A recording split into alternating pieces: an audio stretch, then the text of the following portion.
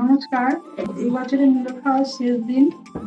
আমি একটা মূলো রেসিপি বানাচ্ছি নতুন ভাবে, চিংড়ি মাছ দিয়ে। চলুন দেখি কিভাবে বানাই। আমাদের লাগছে, এখানে আছে মূলোটা ধুয়ে গ্রেট করে নিয়েছি, চিংড়ি মাছ, হলুদ, নুন, চিনি, কাঁচা লঙ্কা। গ্যাসটা ধরিয়েছি, কড়া বসালাম। এবার দিচ্ছি সর্ষের তেল।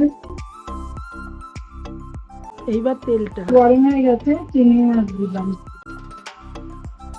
চিংড়ি মাছটা ভাজা হয়ে গেছে, মাছটা আমি তুলে নিচ্ছি।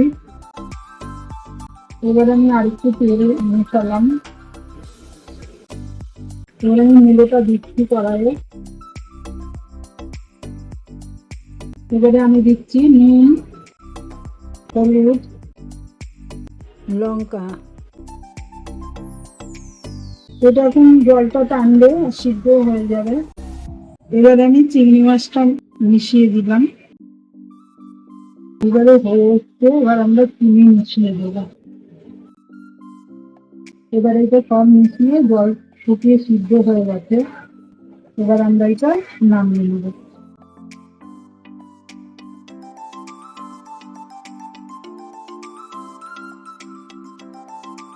তৈরি হয়ে গেছে চিংড়ি মাছ দিয়ে মূলো চেচকি।